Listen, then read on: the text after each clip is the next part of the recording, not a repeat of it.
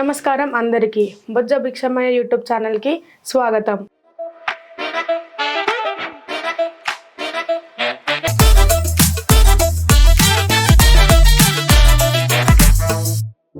నేను మీ భవాని. మరో ప్రశ్న, బలాలు మరియు బలహీనతలు అంటే ఏమిటి? మనం వాటిని కెరియర్ లో ఎలా ఉపయోగించుకోవచ్చు? నీ బలం ఏంటో నీకు తెలియాలి, నా బలం ఏంటో నాకు తెలియాలి, ఎవరి బలం ఏంటో వారికి తెలియాలి. బలం అంటే ఏంటి? బలం అంటే శారీరక బలం మాత్రమే కాదు, మానసిక బలం మాత్రమే కాదు, సామాజిక బలం మాత్రమే కాదు, సాంస్కృతిక బలం మాత్రమే కాదు, విద్యా బలం మాత్రమే కాదు. బలం అనేది దేంట్లో ఉంటుంది అంటే, నువ్వు విద్యార్థి గురించి అడుగుతున్నావు కాబట్టి ముందు నాలెడ్జ్ ఈజ్ పవర్.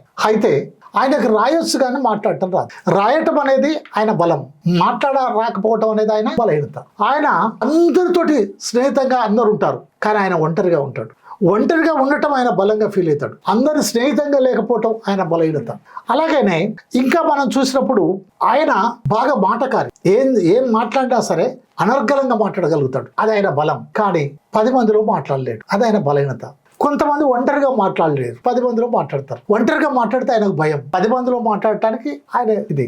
సో ఒక వ్యక్తి యొక్క బలము కానీ బలహీనతలు కానీ ఆ వ్యక్తికి తెలిసి ఉంటాయి. తెలిసినప్పుడు ఆ వ్యక్తి ఏం చేయాలి, ఆయనకున్న బలాలను ఎట్లా ఉపయోగించుకోవాలి, బలహీనతలను ఎట్లా అధిగమించాలి అనేది చూడాలి. అరే నువ్వు ఎట్లా అంత షార్ప్ గా టైంకి వస్తావు నువ్వు కాలేజీకి? నేను ఎప్పుడు లేటే వస్తా. లేట్ రావటం నా బలహీనత, టైంకి రావటం నీ బలం. దీన్ని ఏమంటాము? డిసిప్లిన్ అంటాం. దీన్ని క్రమశిక్షణ అని మనం అనవచ్చు.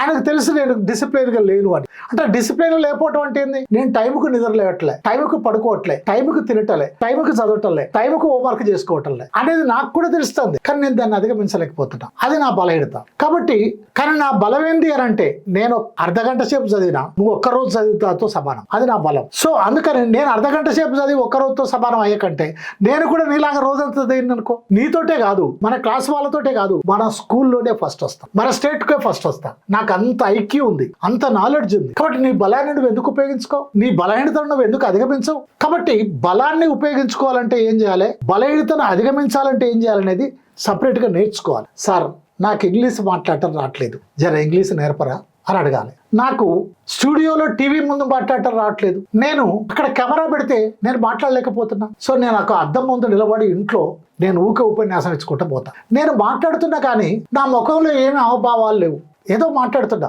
అరే ఇంత అందమైన ముఖం నాది, ఇంత చేయగలుగుతా, నేను ఎందుకు కళ్ళు తిప్పలేకపోతున్నా, ఎందుకు తల తిప్పలేకపోతున్నా, ఎందుకు చేయి ఊపలేకపోతున్నా అని అద్దం ముందు నిలబడి నీకు నువ్వు పరీక్ష చేసుకో. అంతేకాదు నీ బలహీనతను అధిగమించడానికి ట్రైనింగ్ సెంటర్లు ఉన్నాయి, నీ బలహీనతను అధిగమించడానికి పుస్తకాలు ఉన్నాయి. మంచి ఉపన్యాసకుడు ఎలా కావాలి, మంచి యాంకర్ ఎలా కావాలి, మంచి విద్యార్థి ఎలా కావాలి, మంచి ఉపాధ్యాయుడు ఎలా కావాలి, మంచి నాయకుడు ఎలా కావాలి, మంచి యువకుడు ఎలా కావాలి, అందరూ మెచ్చుకునేటువంటి ఒక వ్యక్తిగా నేను ఎలా కావాలి అనేది.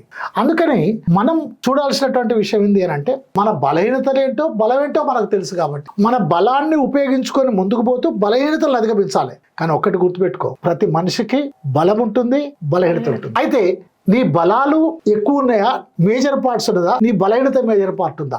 మేజర్ పార్ట్ బలహీనత ఉన్నటువంటి వాళ్ళు కెరియర్ లో ముందుకు పోలేరు, వాటిని అధిగమించకపోతే. మేజర్ పార్ట్ బలాలు ఉన్నటువంటి వాళ్ళు ఆ మైనర్ పార్టే కదా అని నెగ్లెక్ట్ చేస్తే కూడా అది నష్టం.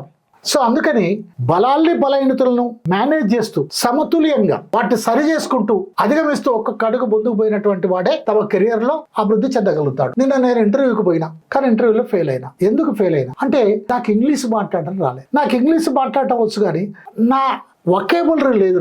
నాకు తెలుగు మాట్లాడటం రాలేదు. నాకు తెలుగు మాట్లాడటం వచ్చు కానీ ఆ ఏ పదం ఎట్లా అంటానో నాకు తెలుస్తలేదు, నాకు భయం అవుతుంది. నేను సరైన పదాలు వాడుతున్నానో లేదో, ఎలా నడిచిపోవాలి, ఎలాంటి డ్రెస్ వేసుకోవాలి, ఎలాంటి హావభావాలు ఆ ఇన్సులేటర్ల ముందు లేకపోతే ఆ ఇంటర్వ్యూ తీసుకునే వాళ్ళ ముందు ఉండాలి అనే డ్రెస్ కోడ్ లేదు, డ్రెస్ సెన్స్ లేదు. నాకు ఇంటర్వ్యూ స్కిల్స్, ఇంటర్వ్యూ టెక్నిక్స్ నేను చూడలే, కాబట్టి నేను ఫెయిల్ అవుతున్నా. సో అందుకనే నీ బలాలతో గుర్తించు, నీ బలహీనతలను గుర్తించు, బలాన్ని మరింత పెంచుకో, బలహీనతలను అధిగమిస్తూ ముందుకు పోతూ ఉంటు. అప్పుడు నీ కెరియర్ లో నువ్వు అనుకున్నటువంటి దాన్ని సాధించగలుగుతావు. అది విషయం. చూస్తూనే ఉండండి Bojja Bhikshamaiah YouTube channel. Like, share and subscribe to your family, friends and others. Thank you.